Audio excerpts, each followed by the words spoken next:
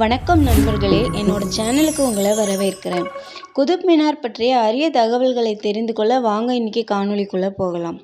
குத்புதீன் ஐபக் கட்டியது குதுப் மினார் முதல் மாடி வரைதான். வானுயர அதை வெற்றிகரமாக முழுவதும் கட்டி முடித்தவர் சுல்தான் இல்துத்மிஷ்.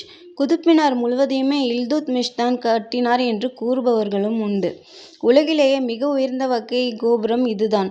உயரம் 245 அடிகள். உச்சிக்கு மேல் செல்ல 319 படிகள். பாக்தாத் நகரிலிருந்து டெல்லிக்கு வந்து தங்கியிருந்த குவாஜா குத்புதீன் பக்டியர் காகி என்னும் மகான் மீது பெருமதிப்பு வைத்திருந்த இல்துத்மிஷ் அவர் பெயரை குதுப் மினாருக்கு சூட்டியதாக சரித்திரம் தெரிவிக்கிறது. விசுவாசம் கருதி முந்தைய சுல்தான் குத்புதீன் ஐபக் பெயரையும் இல்துத்மிஷ் குதுப் மினாரில் செதுக்கியதால் பிற்பாடு எந்த குத்புதீன் என்று சற்று குழப்பம் ஏற்பட்டுவிட்டது. முஸ்லிம் மக்களை தொழுகைக்கு அழைக்கவும் குதுப் மினார் பயன்பட்டது என்று கூறப்படுகிறது. முதலில் 3 மாடிகள் மட்டுமே கொண்டிருந்த குதுப் மினாரில் 1368 பிரோஷா துக்ளக் உச்சிப்பகுதியை 2ஆக பிரித்து ஒரு பால்கனியை மட்டும் சேர்த்து குதுப் மினாருக்கு மேலும் அழகூட்டினார். பிரிட்டிஷ் ஆட்சி ஏற்பட்ட பிறகு சற்று மோசமான நிலையில் இருந்த குதுப் மினாரை சீரமைக்க முடிவு செய்யப்பட்டது.